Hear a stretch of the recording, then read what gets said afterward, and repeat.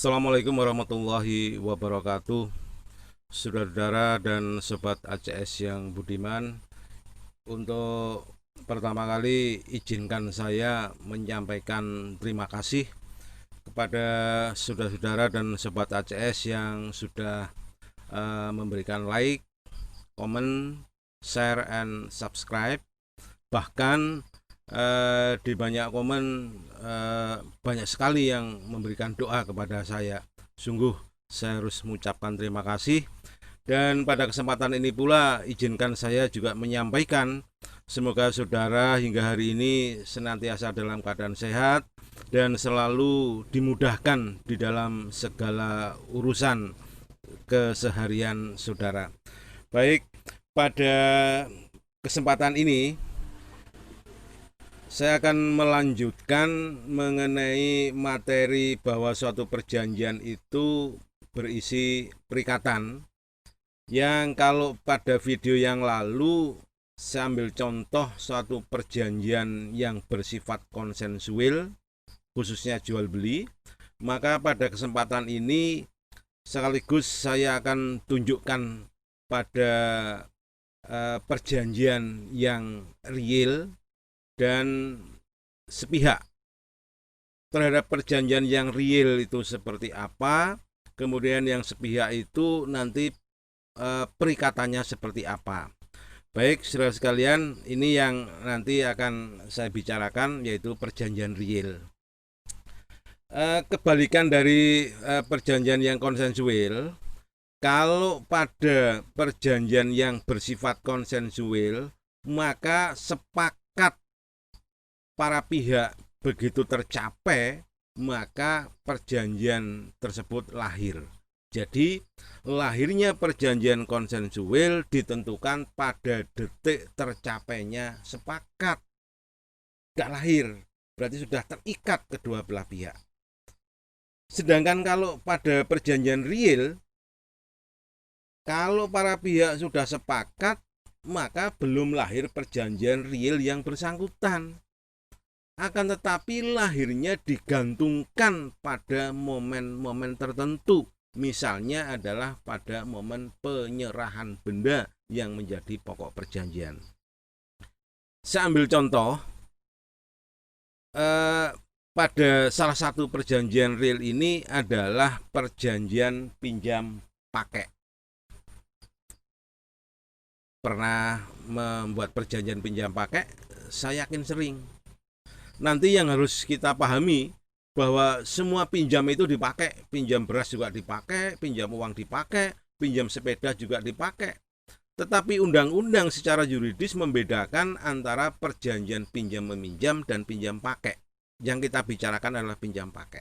Nah, perjanjian ini oleh KUH Perdata diatur di dalam pasal 1740 yang bunyinya secara garis besar adalah bahwa suatu pinjam pakai itu adalah perjanjian dengan mana pihak yang satu memberikan suatu barang untuk dipakai secara cuma-cuma dengan syarat pihak yang menerima itu setelah memakai atau setelah lewatnya waktu tertentu akan mengembalikan.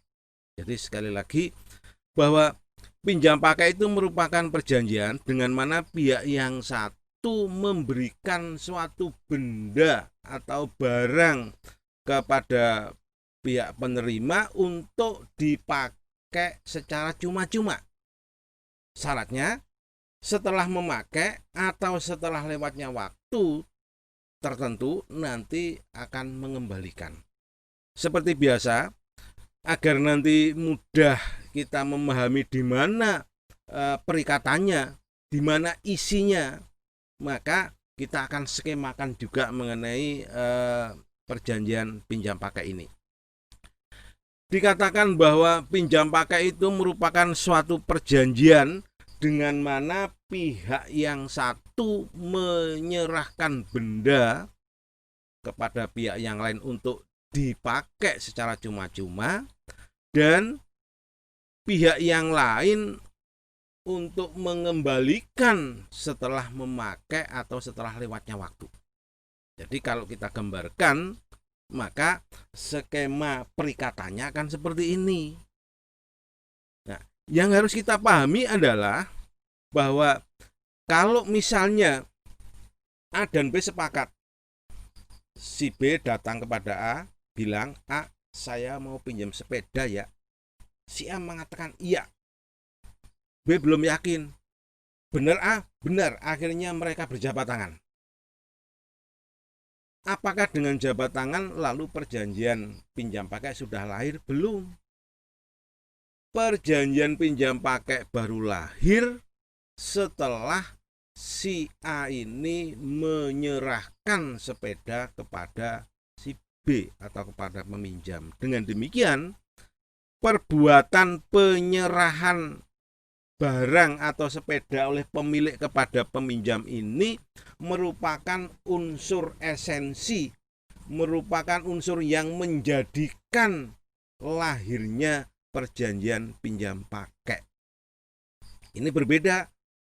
Kalau pada perjanjian konsensual sepakatnya seseorang mengikatkan dirinya, tetapi ketika si A ini yang menyepakati, mengiyakan ketika B mengatakan pinjam sepeda kepada A mengiyakan, maka ianya si A ini belum mengikat dirinya sebagai kewajiban yang harus dipenuhi. Tetapi ketika A memberikan sepeda, itulah yang melahirkan perjanjian pinjam pakai. Nah, setelah perjanjian pinjam pakai lahir, barulah perikatannya lahir. Mana perikatannya? Perikatannya adalah kewajiban si B selaku peminjam untuk mengembalikan benda, dalam hal ini sepeda, setelah lewatnya waktu atau setelah memakainya, yang menjadi haknya untuk menuntut kembali hak miliknya. Nah, maka ini adalah hubungan perikatan. Dan inilah yang dimaksud perikatan pokok. Seperti kemarin pada video yang lalu tentang perjanjian jual beli, bahwa unsur esensi adalah mengenai sepakatnya barang dan harga. Maka kedua perikatan itu merupakan perikatan pokok, dan itu yang dijadikan dasar untuk membedakan apakah perjanjian itu sepihak apa timbal balik. Di dalam perjanjian pinjam pakai, nanti saudara akan melihat, coba nanti dicek di pasal 1750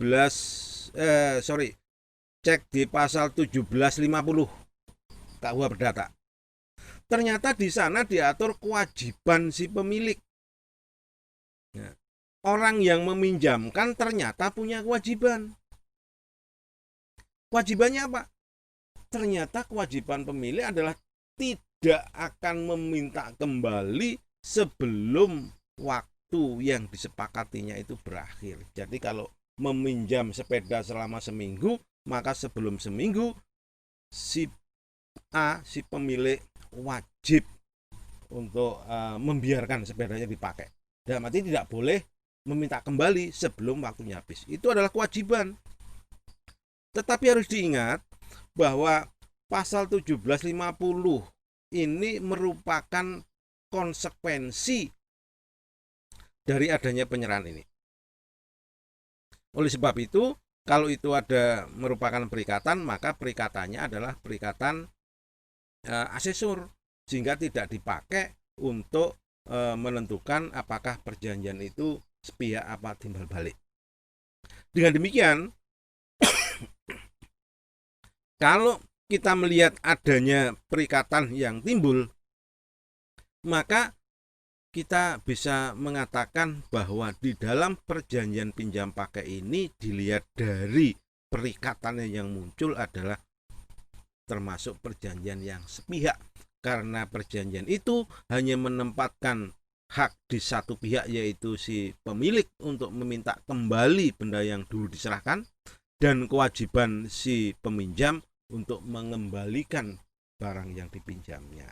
Ini kalau kita melihat skema mengenai pinjam pakai ini, lalu kita bisa menyimpulkan bahwa sekali lagi, kalau seseorang itu menyepakati suatu perjanjian yang bersifat real. Contohnya apa perjanjian yang bersifat real selain pinjam pakai? Saudara nggak bisa menghafal, tapi cari pasal-pasalnya. Maka saudara nanti akan menemukan ketika ada pinjam meminjam di pasal 1754 atau di perjanjian penitipan barang, maka saudara akan melihat bahwa di sana itu juga merupakan perjanjian real, sehingga penyerahan benda yang menjadi pokok perjanjian ini menjadi syarat adanya, menjadi syarat lahirnya perjanjian real yang bersangkutan. Jadi kalau misalnya seseorang mengatakan kepada temannya mau pinjam uang, ya tapi uangnya belum diserahkan, maka belum ada pinjam meminjam. Seseorang mau menitipkan barang tetapi barangnya belum diserahkan, maka belum ada penitipan barang. Nah, lalu persoalannya, saudara masih ingat bahwa sepakat itu merupakan unsur esensi dari lahirnya perjanjian. Perjanjian apa saja membutuhkan sepakat.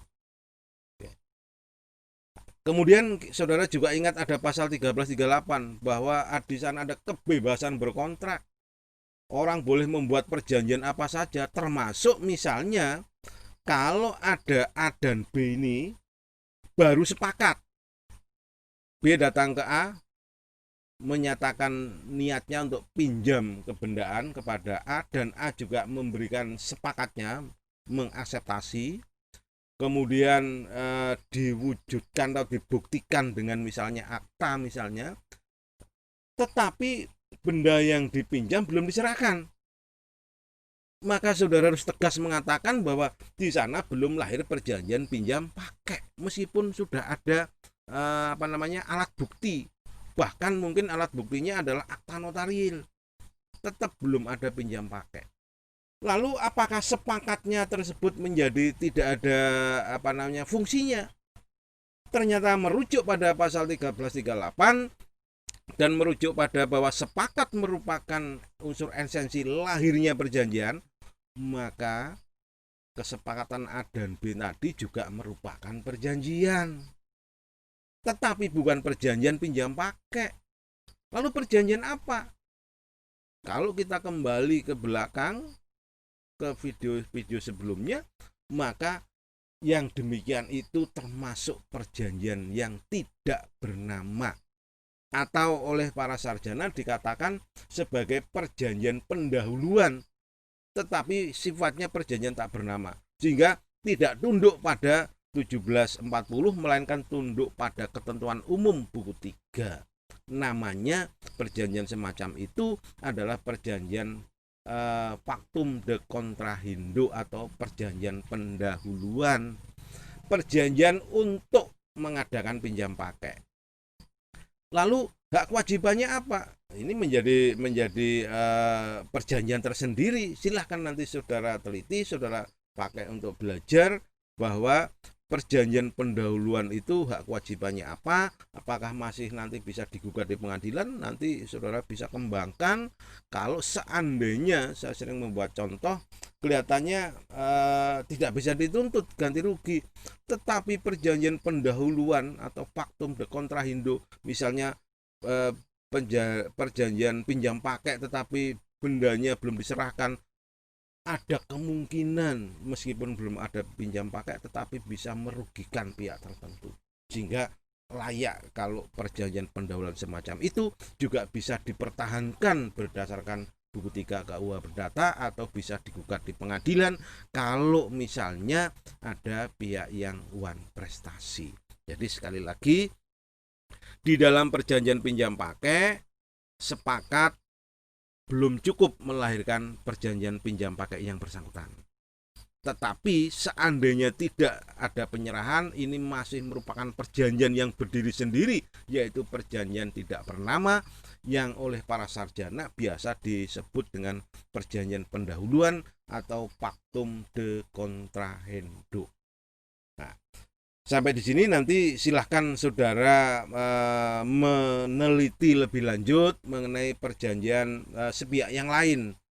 Misalnya penitipan barang, coba dibuat skemanya seperti apa, kemudian pinjam meminjam, kemudian perjanjian hibah itu adalah perjanjian sepihak yang apakah semuanya termasuk bersifat real. Ini. Jadi di dalam 1740 tidak ada kata mengikatkan diri tetapi memberikan. Nah, itu. Lain. Kalau jual beli, pihak yang satu meletakkan kewajiban pada diri sendiri. Tetapi kalau perjanjian pinjam pakai, pihak yang satu menyerahkan. Nah, maka penyerahan ini menjadi syarat timbulnya perjanjian pinjam pakai. Baik, ini saudara yang bisa saya berikan.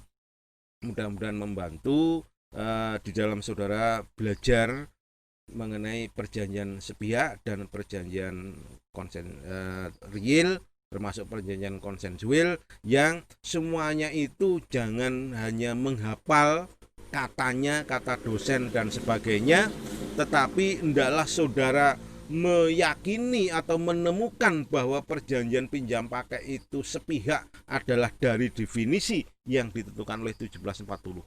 Bahwa perjanjian pinjam pakai itu adalah perjanjian real adalah saudara tahu karena dari perumusan 1740. Maka nanti ketika saudara meneliti perjanjian hibah, apakah itu perjanjian sepihak, apakah itu perjanjian real atau konsensual, silahkan nanti diteliti. Termasuk perjanjian penitipan barang, termasuk perjanjian sewa menyewa dan seterusnya. Banyak sekali ruang atau media atau objek untuk saudara belajar memahami perjanjian itu konsensual kah, real kah, atau sepihak kah, timbal balik kah, dengan jalan meneliti definisi pasal-pasal yang bersangkutan sehingga tidak hanya dihafal. Baik, sampai di sini uraian saya, mudah-mudahan bermanfaat. Kurang lebihnya mohon maaf. Saya akhiri sampai di sini. Wassalamualaikum warahmatullahi wabarakatuh. Sampai ketemu di lain waktu.